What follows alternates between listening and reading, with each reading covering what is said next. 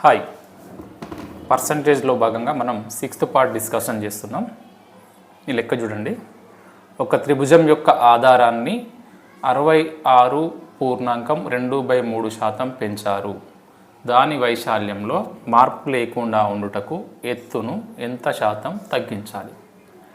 అంటే ఇక్కడ త్రిభుజం యొక్క వైశాల్యం ఏంటి? Half b into h. ఓకేనా? ఈ హాఫ్ను మర్చిపోండి. అంటే ఇక్కడ ఏం జరుగుతుంది? ఎత్తు భూమి. దీన్ని బి అంటే ఆధారము. ఆధారం అంటే మనం దీన్ని భూమి అని కూడా అంటాం. హెచ్ అంటే ఇది ఎత్తు. సో ఎప్పుడైతే త్రిభుజం యొక్క ఆధారం పెరుగుతుందో దాని వైశాల్యంలో మార్పు వస్తుంది. కాబట్టి ఈ మార్పు రావద్దు అంటే ఎత్తును ఎంత తగ్గించాలి అంటున్నాడు. అంటే దీని మీనింగ్ ఏంటంటే ఈ ఎత్తు ఎంతైతే పెరుగుతుందో ఈ ఆధారం ఎంతైతే పెరుగుతుందో అంత ఈ ఎత్తును మనం తగ్గించాల్సి ఉంటుంది. ఇప్పుడు చూడండి, 66.23 అన్నాడు. దీన్ని ఇట్లా కూడా రాసుకోవచ్చు, 66.66%. ఓకేనా? అంటే ఇది మనం ఏం చేయాలి? దీన్ని భిన్నాల్లోకి మార్చుకోవాలి. భిన్నాల్లోకి మార్చుకుంటే ఏమవుతుంది? 3 6 18, 3 6 18 అంటే 200/3 వస్తుంది. 200/3 వస్తుంది. దీన్ని చేసినట్టయితే ఉంటే 2/3 అని వస్తుంది. 2/3 అని వస్తుంది. అంటే ఇప్పుడు ఆధారాన్ని పెంచుతున్నారు. దేన్నైతే పెంచుతున్నారో అది హారము. అంటే దేనితో పోల్చుతున్నారో మనం హారంలో ఉంటుందని చెప్పినాం. అంటే ఇది ఆధారం అవుతుంది. ఆధారాన్ని పెంచుతున్నారంటే ఇక్కడ ప్లస్ అంటే 3 ఉన్నటువంటి ఆధారము 2 పెరిగి ఎంతైంది? 5 అయింది. అంటే భూమి ఫస్ట్ 3 ఉండే 5 అయింది. ఎట్లా 5 అయిందంటే +2, 2 పెరిగింది అని అర్థం. ఇప్పుడు వైశాల్యంలో మార్పు వస్తుంది. కాబట్టి దాని యొక్క ఎత్తును మనం తగ్గించాలి. ఎక్కడి నుంచి తగ్గించాలి? పెరిగి ఎంతైతే అయిందో అక్కడి నుంచి తగ్గించాలి. అంటే ఎత్తు H = 5. 5 ఎంత పెరిగిందో అని తగ్గించాలి. కాబట్టి భూమి ఎంత పెరిగింది? 2 పాయింట్లు పెరిగింది. కాబట్టి దీన్ని 2 పాయింట్లు తగ్గిస్తే ఎత్తు ఎంత అవుతుంది? 3 అవుతుంది. అంటే 5 ఉన్నటువంటి ఎత్తును మనము 2 పాయింట్లు తగ్గించాలి. తగ్గిస్తే 2/5 వస్తుంది. 2/5 అంటే ఎంత మనకు శాతాలలో? 40%. 40% గుర్తుంది కదా? ఎంత? 1/5. 1/5 అంటే 20% అని చెప్పినాం. 2/5 అంటే ఈ 2ని ఈ 20తో ఇంటూ చేస్తే ఎంత? 40%. ఓకే కదా? సో ఎప్పుడైతే ఒక త్రిభుజం యొక్క ఆధారము 66.66% పెరుగుద్దో దాని యొక్క వైశాల్యంలో మార్పు లేకుండా ఉండాలంటే దాని యొక్క ఎత్తును మనము 40% తగ్గించాలి. ఓకేనా? Okay, right. దీన్ని మనం ఇంత ఎక్స్ప్లెనేషన్ చేయకుండా ఒకవేళ మనకి కాన్సెప్ట్ అంతా తెలిసినట్టు అయిందంటే డైరెక్ట్గా రాయొచ్చు. మనకు 66.23 అంటే 2/3 అనే భిన్నం వస్తుంది. ఓకేనా? 2/3 అంటే 3 ఉన్నది 2 పెరిగింది అంటే 5 అయింది. అంటే 3 ఉన్నది 5 అయింది. కాబట్టి 5 ఉన్నది 3 కావాలి. ఇదేంటిది? భూమి. ఇదేంటిది? హెచ్. 2 పాయింట్లు తగ్గింది. కాబట్టి 2 పాయింట్లు తగ్గింది /5 అంటే 2/5 అంటే 40% తగ్గించాలి. ఇది షార్ట్కట్ మెథడ్. ఓకేనా? ఇది షార్ట్కట్ మెథడ్. నెక్స్ట్ ఈ లెక్క చూడండి. బి విలువ 20% తగ్గింది. సి విలువ 25% పెరిగింది. అయినా ఏ విలువలో మార్పు శాతం ఎంత? మనం ఏం చెప్పుకున్నాం? A = B × C. అవునా?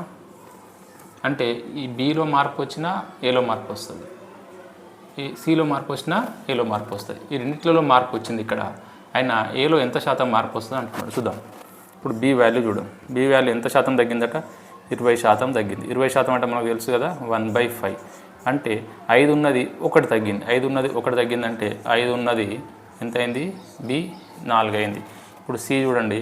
సి ఎంత పెరిగిందట? 20% పెరిగింది. 20% అంటే మనకు తెలుసు కదా, 1/4. అంటే 4 ఉన్నది 1 పెరిగింది. 4 ఉన్నది 1 పెరిగింది అంటే ఫస్ట్ 4 ఉన్నది, తర్వాత ఏమైంది? 1 పెరిగి 5 అయింది. ఇప్పుడు 5 ఉన్నది 4 అయింది, 4 ఉన్నది 5 అయింది. ఇప్పుడు చూడండి చేస్తే 4 4 క్యాన్సల్, 5 5 క్యాన్సల్, 1:1. అంటే వచ్చేది ఇది ఏ వాల్యూ కాబట్టి ఏ ఫస్ట్ 5 ఒకటే ఉంది, సెకండ్ కూడా ఒకటే ఉన్నది. కాబట్టి ఏ విలువలో ఏమైనా మార్పు వచ్చిందా?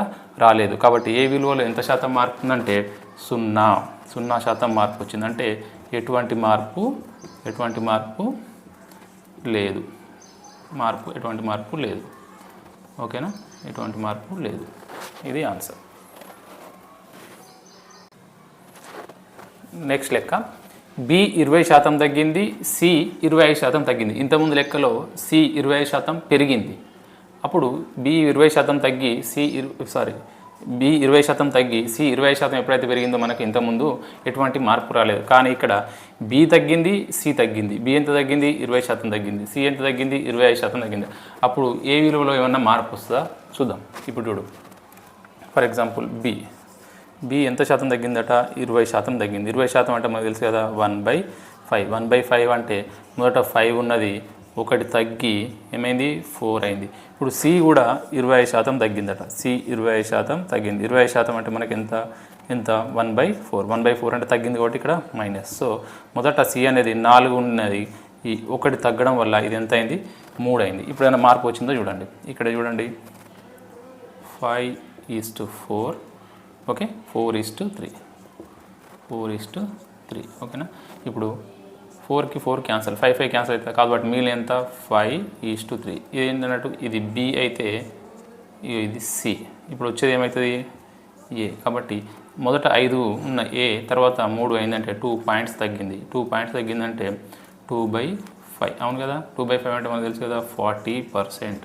అంటే బి 20% తగ్గింది, సి 25% తగ్గినప్పుడు ఏ విలువలో ఎంత శాతం మార్పు వచ్చింది? 40% మార్పు వచ్చింది.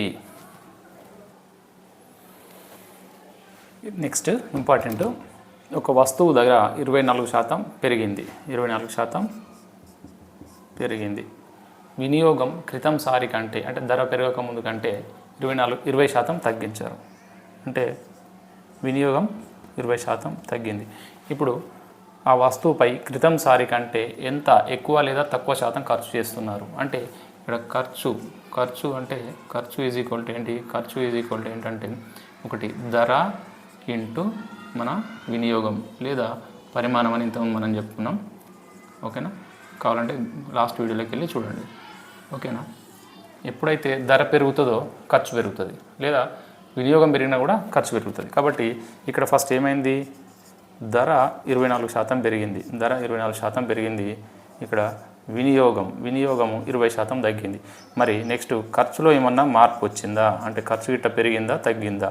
అయితే ఎంత పెరిగింది లేదా ఎంత తగ్గింది అనేది క్వశ్చన్. ఇక్కడ చూడండి, ధర 24% పెరిగింది. 24% అంటే మనము భిన్నాలలో రాసుకుంటే ఎట్లా ఉంటుంది చూడండి.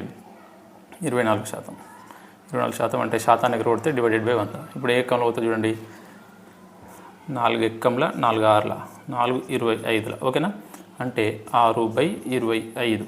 అంటే మొదట ధర 25 రూపాయలు ఉంటే ఎగ్జాంపుల్ 6 పెరిగి ఎంత అయింది? 31 అయింది ధర. ఓకేనా, ఇప్పుడు వినియోగం ఎంత? 20% తగ్గింది. 20% అంటే మనకు తెలుసు 1/5. అంటే మొదట 5 ఉన్నది, ఒకటి తగ్గి ఏమైంది? 4 అయింది. మొదట ఎంత ఉండే? 5 వినియోగిస్తే ఒక వినియోగం తగ్గించుకున్నాం. ఎందుకు? ధర పెరిగింది కాబట్టి. వినియోగం తగ్గించుకుని ఒకటి తగ్గితే 4 వినియోగిస్తాం. మొదట 5 వాడేవాళ్ళం, ఇప్పుడు 4 వాడుతున్నాం. ఇప్పుడు ఖర్చులో ఎటువంటి మార్పు ఉందో చూద్దాం. ఖర్చులో ఏమైనా మార్పు ఉందో చూడండి. 25ల 125, 25ల 125 ఈస్ట్ 4 3 12, 124. ఓకేనా, అంటే మొదట 125 రూపీస్, ఎగ్జాంపుల్ 125 రూపీస్ ఖర్చు పెట్టేది ఇప్పుడు ఎంత? 124 రూపీస్ మాత్రమే ఖర్చు పెడుతున్నాం. అంటే ఖర్చు ఎంత? ఇప్పుడు 125 ఖర్చు పెట్టేది 124 ఖర్చు పెడుతున్నాం.